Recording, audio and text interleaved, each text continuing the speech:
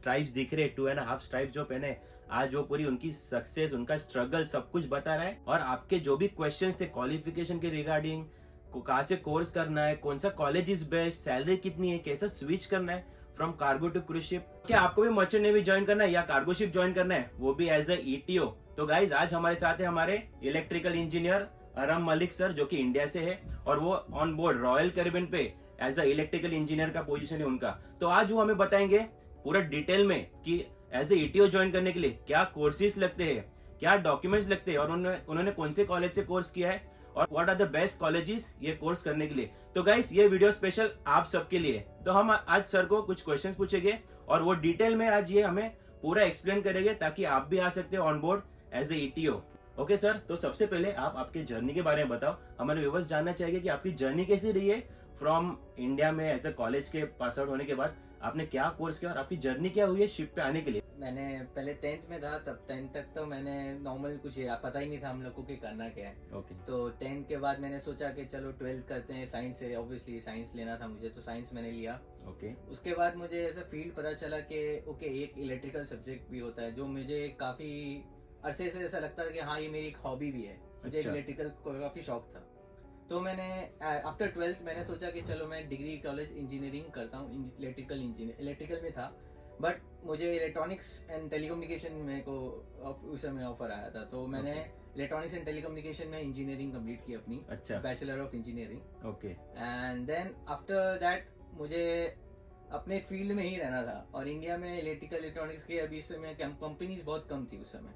अच्छा। और मुझे मेरे फील्ड छोड़ के किसी और फील्ड में जॉब नहीं करनी थी, तो उसके लिए मैंने काफ़ी सर्च किया एंड फाइनली मुझे एज अ ईटीओ एक कोर्स दिखा मुझे इंटरनेट पे।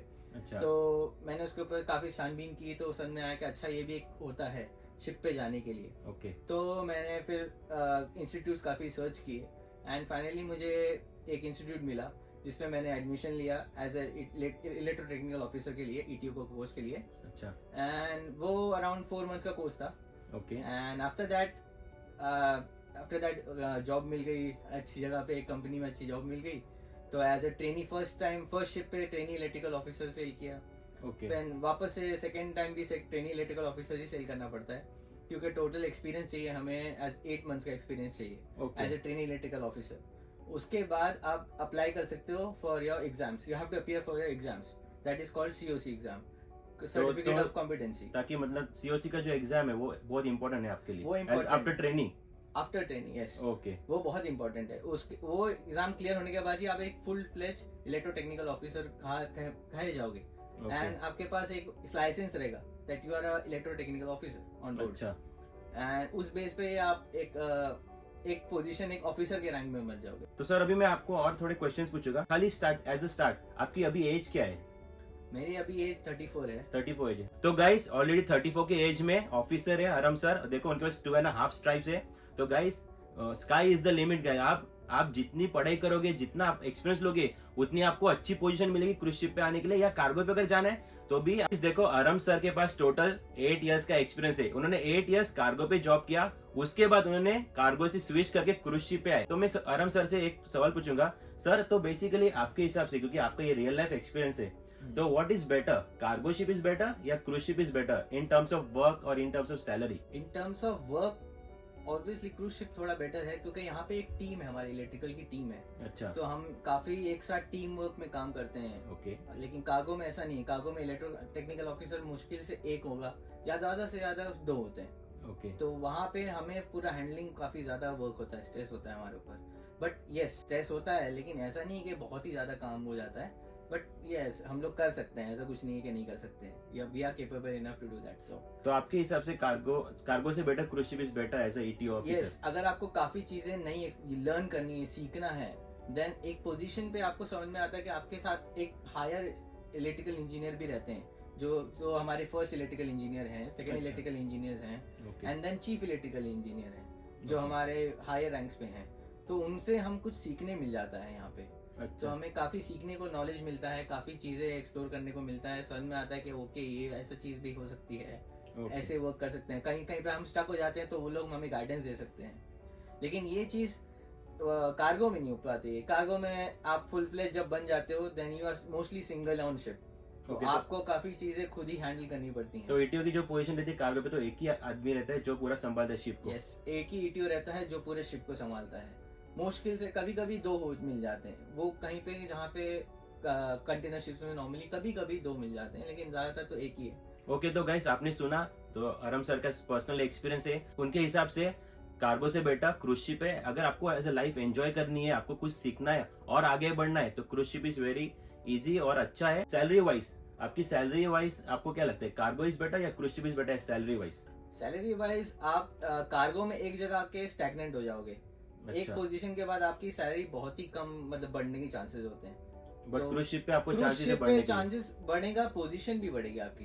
अच्छा, मैं कार्गो में कितने साल था, बट यहाँ पे मैं फिर भी थर्ड ही इलेक्ट्रिकल आया हूँ। देन इन फ्यूचर मेरा प्रमोशन होगा, मैं सेकंड बनूंगा, देन फर्स्ट बनूंगा, then I will be chief. तो उसके लिए कम से कम कितने साल लगे ऑन एन एवरेज आपको?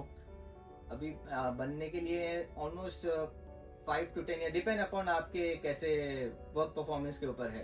अच्छा। कभी कभी 5 इयर्स में भी बन जाता है आदमी, कभी कभी 10 इयर्स तक भी जाता है। ये आप 10 इयर्स पकड़ के चलिए, ओके 10 इयर्स तो लगेगा ही ओके। लगेगा। आपने जो ये एटीओ का कोर्स किया था, तो आपने कितने साल का कोर्स किया था? 12th के बाद तो मैंने 4 इयर्स का इंजीनियरिंग कंप्लीट किया मेरा, जो बैचलर ऑफ इंजीनियरिंग कहा जाता है जिसके, तो वो मैंने कंप्लीट करने के बाद फिर मैंने ईटीओ कोर्स के लिए अप्लाई किया। तो वो मुझे 4 years and 4 months of ETO का कोर्स लगा मुझे। तो आपने पहले 4 साल की इंजीनियरिंग की जी। और फिर इलेक्ट्रिकल इंजीनियर की, और उसके बाद 4 मंथ्स का ईटीओ कोर्स किया। हाँ अगर मैं आपसे पूछूंगा, तो ये कोर्स करने के लिए आपने 12th की थी, उसके लिए 12th पास आउट थे आप? जी, उसके लिए मैंने 12th साइंस से पास आउट किया था एंड देन मैंने अपना इंजीनियरिंग के लिए अप्लाई किया था। तो कोई भी बंदा बेसिकली अगर कॉमर्स फील्ड से हो या आर्ट्स फील्ड से हो, क्या वो ये कोर्स कर सकते हैं या उसके लिए साइंस ही होना कंपलसरी है? नहीं, उसके लिए साइंस होना अगर आपको ईटीओ का कोर्स करना है, उसके लिए साइंस होना कंपलसरी है। बट आप 10th के बाद भी कर सकते हो।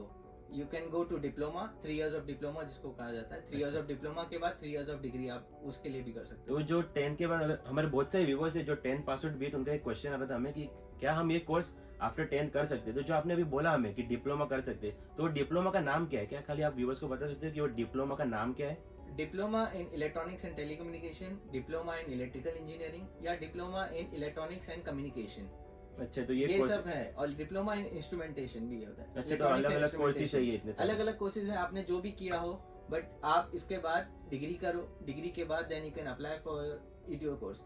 ऑल्सो आफ्टर डिप्लोमा भी आप अप्लाई कर सकते हो ईटीओ कोर्स के लिए, आपको एलिजिबल हो आप। कोई कोई इंस्टीट्यूट ले लेते हैं डिप्लोमा के बाद, बट प्रॉब्लम क्या होता है, कंपनीज जो है ना डिप्लोमा होल्डर्स को लेस्ट प्रायोरिटी देती है। तो अच्छा। अगर आपको अच्छी कंपनीज जाना है तो आप बेटर डिग्री करके आओ।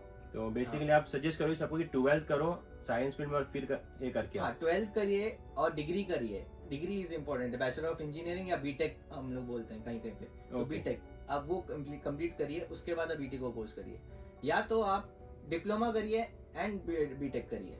दो में से दो ऑप्शन है, 10th के बाद डिप्लोमा डिग्री, या तो फिर आप 12th के बाद डिग्री करिए। तो देखो गाइस, आप 10th करके भी आ सकते हो और आप 12th करके भी आ सकते हो। अगर आपने 12th में पीसीएम में 60% से पास आउट हो, तो आप सर ने जैसा बताया वो सब कोर्सेज करके पूरा प्रोसीजर फॉलो करके आप आ सकते हो। कि आपने जो आपका ईटीओ का कोर्स किया, तो आपने कौन से कॉलेज से कोर्स किया और उसकी फीस कितनी थी? मैंने बीपी मरीन इंस्टीट्यूट से क्लोज किया था, जो बेलापुर मुंबई में है, एंड उसकी उस समय फीस मैंने पे की थी 2.5 लाख। 2.5 लाख? हाँ, 4 मंथ्स का वो कोर्स था पूरा। तो अगर किसी की अगर कंडीशन अच्छी नहीं हो, फाइनेंशियल प्रॉब्लम्स हो, तो क्या वो भी एक कोर्स कर सकते हैं? उनके पास क्या लोन्स का ऑप्शन रहता है उनके पास? हाँ, एजुकेशन लोन प्रोवाइड किया जाता है for DG approve courses. ET को कोर्स डीजी अप्रूव कोर्स है, तो ऑब्वियसली इसके लिए एजुकेशन लोन प्रोवाइड किया जाता है। एंड आप अगर इंस्टीट्यूट में जाओगे तो वहाँ ऑलरेडी एक बैठे रहते हैं जो एजुकेशन लोन प्रोवाइड करते हैं, तो आप वहाँ जाके बात कर सकते हो। देखो, अगर आपकी फाइनेंशियल कंडीशन ठीक नहीं रहेगी पर आपके अंदर वो पैशन है, आपको कोर्स करना है, तो ये जो सर ने कॉलेज का नाम बताया, वहाँ पे मुंबई में है बीपी मरीन, वहाँ पे लोन फैसिलिटी भी अवेलेबल है और आप लोन भी ले सकते हो। तो सर, आपको एक्सपीरियंस है, आपको सब पता है ये फील्ड के बारे में। जो आपने जो कोर्स किया ईटीओ का, तो वो कोर्स करने के लिए कौन से बेस्ट कॉलेजेस है हमारे इंडिया में? बेस्ट कॉलेजेस में मैं सबसे पहले रिकमेंड करूंगा एंग्लो ईस्टर्न इंस्टीट्यूट को, उसके बाद है ग्रेट ईस्टर्न, उसके बाद है शिपिंग कॉर्पोरेशन ऑफ इंडिया भी है हमारे इधर, फिर बीपी मरीन है, फिर हमारे पास तोलानी है institute, then we have AMET university जो हमारी चेन्नई में है। ये सब काफ़ी अच्छे कॉलेजेस हैं जो आपको कोर्स भी प्रोवाइड करेंगे and you can get placed somewhere. देखो जो सर ने आपको कॉलेज के नाम बताए, इंस्टीट्यूट के नाम बताए, तो ये यहाँ से जब आप कोर्स करोगे तो आपको प्लेसमेंट भी मिलती है इनके थ्रू। कि हमारे इंडिया में अभी फिलहाल में सबका रिजल्ट आया है, 10th पास आउट हुए लोग, 12th पास आउट हुए लोग, तो उनको क्या क्राइटेरिया लगता है ऐसे ये कोर्स करने के लिए, ताकि वो एज ए इलेक्ट्रिकल इंजीनियर या कुछ एज ए इलेक्ट्रिशियन डिपार्टमेंट में शिप पे आ सकते। तो क्या एज क्राइटेरिया, क्या क्वालिफिकेशन क्राइटेरिया लगता है, वो खाली आप बता दो उनको। अगर आपको ईटीओ का कोर्स करना है तो उसके लिए क्राइटेरिया है, एज लिमिट 35 है, 35 इयर्स का एज लिमिट है जिसमें आप ये कोर्स कंप्लीट कर सकते हो। एंड अगर आपने 10th पास किया है देन आपको 60% चाहिए इन 10th। एंड 12th के लिए 12th पास आउट के बाद आपको 50% चाहिए, प्लस आपकी इंजीनियरिंग का जो पास आउट होंगे उसके फाइनल ईयर का एग्रीगेट होना चाहिए 60%, तो आप एलिजिबल हो ईटीयू कोर्स के अप्लाई करने के लिए। तो ये जो 12th पास आउट जो है वो साइंस स्ट्रीम से होने कंपलसरी है? वो साइंस स्ट्रीम में होना कंपलसरी है, उनके पास पीसीएम होना कंपलसरी है। पीसीएम होना, तो हाँ। पीसीएम का मतलब होता है गाइस फिजिक्स, केमिस्ट्री और मैथ्स। तो ये 3 सब्जेक्ट इंपॉर्टेंट रहते हैं आपको ये मरीन डिपार्टमेंट में आने के लिए। हमें मैसेज आते रहता है कि उन्होंने आईटीआई का कोर्स किया या किसी को आईटीआई का कोर्स करके on ship as a electrical department में आना है, तो आईटीआई के लिए क्या क्राइटेरिया लगता है? आईटीआई के लिए आपको पहले तो 10th पास भी चलेगा, लेकिन आईटीआई 10th और 12th पास कॉमर्स कोई भी बैकग्राउंड का कोई उसके लिए कोई प्रॉब्लम नहीं है। बट आपको फिर आईटीआई का 2 साल का जो कोर्स है इलेक्ट्रिशियन का कोर्स, वो कंप्लीट करना पड़ेगा। एंड देन आपको किसी बाहर पे कहीं पे इलेक्ट्रिशियन एज अ जॉब थोड़ा 2 साल का एक्सपीरियंस लेके then you can apply for ship job. तो उसमें अच्छा। आपको एज अ ईटीआर एक सर्टिफिकेट मिले, इश्यू कर सकते हैं आप as a ETR, electrotechnical rating जिसको हम बोलते हैं, इलेक्ट्रो टेक्निकल रेटिंग जिसको हम बोलते हैं, आप वो इश्यू करके आप ऑन बोर्ड आ सकते हो। तो ऑन बोर्ड फिर आप एज अ इलेक्ट्रिशियन सेल करोगे हमारे साथ जैसे टीम में इस वक्त 6 असिस्टेंट इलेक्ट्रिशियंस हैं। अच्छा, वो हमारे साथ सेल करते हैं, तो आप वो एज अ रैंक में आ सकते हो। तो फिर उनकी पोजीशन कैसी, हायरार्की कैसी रहती है? अगर एज ए इलेक्ट्रिकल इसमें आते हैं स्टार्टिंग पोजीशन में, तो क्या ऊपर तक वो आपकी पोजीशन तक भी पहुंच सकते हैं वो? अगर यस वो पहुंच सकते हैं, बट उनको फिर भी ईटीओ को कोर्स कंप्लीट करना पड़ेगा। अच्छा, तो उसके लिए ईटीओ कोर्स करना कंपलसरी है जी। अगर आपको ऑफिसर रैंक में ईटीओ में आना है तो आपको ये ईटीओ को कोर्स फिर भी करना ही पड़ेगा, नहीं तो आप एज अ इलेक्ट्रिशियन ही सेल करते रहोगे। ओके, तो अगर आईटीआई किया रहेगा तो भी आप शिप पे आ सकते हो, पर फिर उससे आप आगे नहीं बढ़ सकते एज ए ऑफिसर। अगर आराम सर जैसे आपको ऑफिसर बनना है तो आप ऑफिसर लेवल तक नहीं जा सकते, उसके लिए आपको ईटीओ का कोर्स करना कंपलसरी है। अगर आपको ऑफिसर लेवल तक नहीं जाना है, एज आपको इलेक्ट्रिशियन सेल करना है ऑन बोर्ड, तो आप आईटीआई का कोर्स करके आ सकते हो आफ्टर 10th या आफ्टर 12th। जैसे सर ने आपको बताया डिप्लोमा करना है तो वो करके आप शिप पे आ सकते हो। आपने जब आपकी ये डिग्री की इलेक्ट्रिकल इंजीनियर में, तो उसके बाद आपने क्या इंडिया में कितने साल कुछ काम किया, या आप कैसे, आपका प्रोसीजर कैसा था, आपका पूरा प्रोसेस क्या था? मैंने कुछ काम नहीं किया था, मैंने सिर्फ 4 इयर्स ऑफ इंजीनियरिंग कंप्लीट की मेरी। उसके बाद मैंने डायरेक्टली ईटीओ को कोर्स के लिए मैंने अप्लाई करा, एंड वो मैंने जैसे ही 4 मंथ्स कंप्लीट किया एंड देन मैंने कंपनी में अप्लाई किया and I got selected over there. अच्छा, तो आपको आपकी डिग्री के बाद आपने कोई इंडिया में जॉब नहीं किया, आपने सीधा ईटीओ का कोर्स किया और उसके बेसिस पे आप सीधा शिप पे आ गए? जी, उसके बेसिस पे मैं डायरेक्ट शिप पे, मुझे शिप पे जॉब मिली। जब आपने आपका ईटीओ का कोर्स किया और उसके बाद आप जब इंटरव्यू देने गए, तो आपको इंटरव्यू में क्या क्वेश्चंस पूछे थे? बेसिक क्वेश्चंस पूछे थे, जैसे कि basic related to electrical question पूछे थे हमें, AC power, DC power, transformers, generators, working principle उनके, ये सब बेसिक क्वेश्चन ही उनसे पूछते हैं हमसे, क्योंकि उनको भी पता है कि हम अभी फ्रेश आए हैं, उनको भी ट्रेनिंग में ज्वाइन करना है, तो सिर्फ बेसिक क्वेश्चन ही आपको पूछा जाता है। तो आपको बेसिक नॉलेज इलेक्ट्रिकल का होना चाहिए उस समय। लेकिन आप जब ईटीओ को कोर्स कर लोगे तो वो आपको सब सिखाया जाएगा वहाँ पे भी, कि क्या कैसे करना है, क्या चीज़ होती है, तो वो सब आपको ईटीओ कोर्स में ऑलरेडी 4 मंथ्स में सब सिखाया जाएगा। एंड वो 4 मंथ्स में आपको STCW कोर्सेज भी प्रोवाइड की जाएगी, तो आपको एडिशनली कुछ STCW कोर्सेज करने की जरूरत नहीं है। वो 4 मंथ्स में ऑलरेडी सब चीज़ आपको प्रोवाइड की जाएगी। आपको CDC भी दिया जाएगा उसमें, तो आपको एज ए इंडियन CDC भी मिल जाएगा। उसके बाद आप ऑलरेडी फिर आप ट्रेनिंग इलेक्ट्रिकल ऑफिसर में सेल कर सकते हो। ओके, तो बेसिक क्वेश्चन जो आपको सिखाते ट्रेनिंग में, वही आपको बेसिक क्वेश्चन पूछे जाते हैं, ऐसा नहीं कि आउट ऑफ द बॉक्स कुछ आपको अलग पूछते हैं। जो बेसिक क्वेश्चंस रिगार्डिंग आपका डिपार्टमेंट है वही पूछे जाते हैं आपको। यस, बेसिक क्वेश्चन ही पूछा जाता है। तो गाइस देखो, स्ट्रेस नहीं लेना। आप इंटरव्यू को अगर जाते रहोगे तो स्ट्रेस नहीं लेना। आपने जो पढ़ाई की है अच्छे से पढ़ाई करना, उसमें से ही आपको पूछेंगे क्वेश्चंस, और बहुत ही इजी रहता है इंटरव्यू, जैसे सर ने बताया। तो you don't have to worry जब आप इंटरव्यू के लिए जाते हो आपके लाइफ के बारे में कि आपका पूरा जर्नी कैसा था। तो आपने जब शिप पे जब फर्स्ट टाइम आए आप, तो आप क्या पोजीशन से आपने स्टार्ट की थी ये जॉब, और अभी ये पोजीशन में पहुंचने के लिए आपने क्या क्या स्ट्रगल किया है पूरा? जब मैंने स्टार्ट किया था तो मैं as a trainee electrical officer था उस शिप पे, एंड वो मैंने 6 मंथ्स कंप्लीट किया वहाँ पे। देन उसके बाद सेकंड कॉन्ट्रैक्ट भी मुझे ट्रेनी इलेक्ट्रिकल ऑफिसर ही जाना पड़ा नेक्स्ट 6 मंथ्स के लिए, बिकॉज हमारे इंडिया में 8 मंथ्स ऑफ सेलिंग कंपलसरी है to appear for the exams of COC। तो 6 मंथ्स के बाद वापस से 6 मंथ्स मुझे जाना पड़ा, तो टोटल 12 मंथ्स के बाद ही मैंने फिर मेरा COC एग्जाम्स के लिए मैंने अप्लाई किया, जिसमें हमें रिटन एंड ओरल एग्जाम्स होते हैं। वो Okay. दोनों क्लियर होने के बाद ही फिर मैं एज अ फुल मेरे को COC का मुझे मिला, that is called licence for electrotechnical officer. वो जैसे ही मुझे मिला उसके बाद मैं फुल फ्लेज इलेक्ट्रोटेक्निकल ऑफिसर के रैंक में गया हूँ मेरी कंपनी में था मैं। एंड उसके बाद मैं काफ़ी साल 2-3 साल तक वहाँ एज अ सेल किया। देन मैंने दूसरी कंपनी में फिर एक और जगह जॉब किया, वो भी कार्गो कंपनी थी। एंड देन वहाँ पे मैंने 4 इयर्स था, लेकिन वहाँ पे मुझे ऐसा था कि 6 मंथ्स का कॉन्ट्रैक्ट रहता है हमारा। अच्छा, 6 मंथ का कॉन्ट्रैक्ट। कार्गो में हमेशा 6 मंथ्स का कॉन्ट्रैक्ट रहता है। ओके। एंड 3 मंथ्स ऑफ मिलता है हमें। तो कॉन्ट्रैक्ट ड्यूरेशन मुझे थोड़ा ज़्यादा लग रहा था। जब आप फैमिली हो जाती है, बढ़ जाती है, तो ऐसा लगता है कि अब थोड़ा कॉन्ट्रैक्ट कम हो, फैमिली को भी टाइम देना चाहिए। राइट। तो मैंने सोचा कि चलो मैं अप्लाई करता हूँ पैसेंजर शिप से, क्योंकि यहाँ पे हमें कॉन्ट्रैक्ट्स बहुत कम है। तो क्या आप बता सकते हैं कि अभी आपका कॉन्ट्रैक्ट यहाँ पे ऑन क्रूज शिप कितने महीने का आपका कॉन्ट्रैक्ट रहता है, और आपकी छुट्टी कितने महीने की रहती है? यहाँ पे मेरा 10 वीक्स का ऑन एंड 10 वीक्स ऑफ है, that is 2.5 months on, 2.5 months of. तो 2.5 मंथ्स आप काम करते हो और 2.5 मंथ आप घर पे रहते हो। जी। तो आपको जो घर पे रहते हो, क्या आपको उसकी भी सैलरी मिलती है या आपको उसकी सैलरी नहीं मिलती है? नहीं, उसकी तो नहीं मिलती है, बट इतने सैलरी ऑलमोस्ट हो जाती है कि आप तो एज कम्पेयर टू कार्गो, आपके हिसाब से, आपके पॉइंट ऑफ व्यू से, कॉन्ट्रैक्ट के हिसाब से cruise ship is better than cargo? Yes, contract के हिसाब से इज बेटर, लर्निंग के हिसाब से बेटर है, एंड प्लस सैलरी के हिसाब से बेटर है। एंड एक आप एक हायरार्की में आ गए हो तो आपको पोजीशन भी बढ़ेगा यहाँ पे आके। अभी सबसे इम्पोर्टेंट क्वेश्चन, क्योंकि बहुत सारे जो लोग हैं हमारे बोलते हैं कि हम कार्गो पे हैं, हमने 8 मंथ्स की सेलिंग की है, मेरे पास 4 इयर्स की सेलिंग का एक्सपीरियंस है, अभी मुझे कार्गो से क्रूज शिप पे स्विच करना है। तो आपको तो पूरा पता है, आपने खुद ये स्विच किया है, तो आपको पूरा डिटेल में पता रहेगा प्रोसेस। तो आपने कैसा ये स्विच किया था from cargo to cruise ship, को बता सकते हो? हाँ, अगर आप एक full fledge electrical officer already licence holder हो तो आप अप्लाई कर सकते हो डायरेक्टली ऑनलाइन। उनकी वेबसाइट है काफ़ी, जैसे मैं रॉयल कैरियर में खुद की वेबसाइट पे उन्होंने अप्लाई किया था।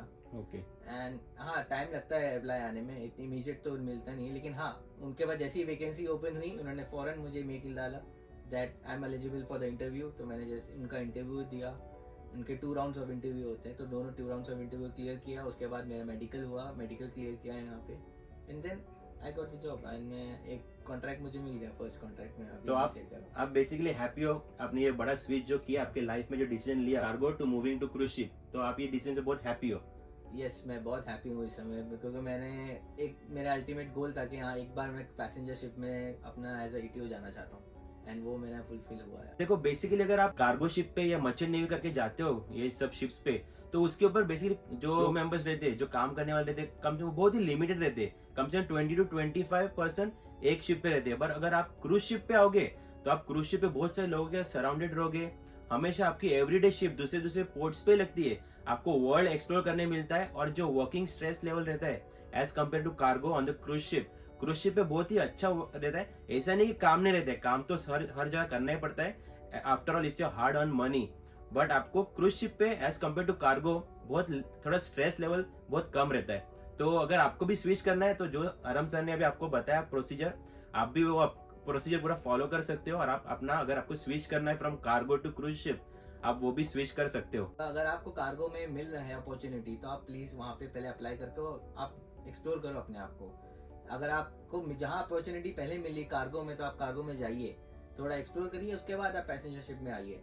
अगर आपको पैसेंजर शिप में तुरंत तो अपॉर्चुनिटीज मिलती नहीं है, बहुत मुश्किल से रेयर मिलती है अपॉर्चुनिटीज। जैसे सर ने बोला, कुछ भी आपको अगर पाना है, there is a procedure, there is always a step. आप सीधा नीचे से ऊपर छलांग नहीं मार सकते हो, तो आप स्टार्ट करो, कोई कार्गो में जाओ, आप एक्सपीरियंस ले लो। जैसे पहले सर ने बताया कि आपको 8 मंथ्स का सेलिंग रखता है, उसके बाद आप COC का कोर्स कर सकते हो, तो आप सेलिंग्स पूरे आपके कर लो, 8 मंथ्स के या 2 साल की सेलिंग कर लो। उसके बाद फिर आप अपने आपको पूरा एलिजिबल बना दो कि आप क्राइटेरिया पूरा मैच कर सको और आप क्रूज शिप पे आ सको। आजकल का यूथ जो है हमारा बहुत पैशनेट है उनके गोल के लिए, उनके ड्रीम्स है, उनके बहुत सारे गोल्स है, उनको सब अचीव करना है, तो कैसे पूरे करें और आपका पर्सनल उनके लिए क्या मैसेज रहेगा? ड्रीम्स पूरी करने के लिए आपको पहले तो हार्ड वर्क करना पड़ेगा सर, क्योंकि तो hard work is the main key to success. Hard work is the main key to success, सुना आपने? तो आपको सबसे पहले जैसे ही आप शिप पे आते हो काफी काम बहुत होता है। ऐसा नहीं है कि आपको लगेगा कि नहीं मेरे लाइफ एकदम कुछ नहीं है, आप ऐसा कुछ नहीं है। आपको बहुत मेहनत करनी है, आपको अपने आप को हर दिन प्रूव करना पड़ता है कि you are the best, because you have to prove yourself. And वैसे ही कंप्लीट होने के बाद फिर आप नेक्स्ट शिप पे जाओगे तो भी आपको नए बॉसेस सब चीज़ नए हो जाते हैं, फिर आपको उनको प्रूव करना है that you are the best. तो काम डेली हमें बहुत ज़्यादा होता है, बट ये नहीं है कि सिर्फ काम ही काम होता है। Yes, we have good life also.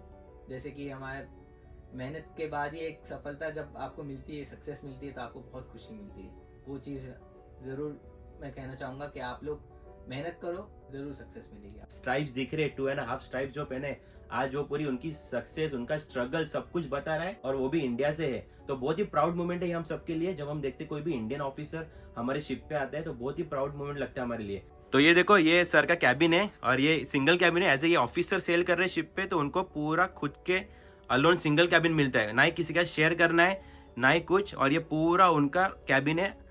ये देखो बहुत ही बड़ा कैबिन है, और उनको कैबिन को ऐसा पॉट होल भी मिलता है जहाँ से आप पूरा समुंदर, पूरा ओशन देख सकते हो। तो ये रहा उनका कैबिन से व्यू, अमेजिंग व्यू।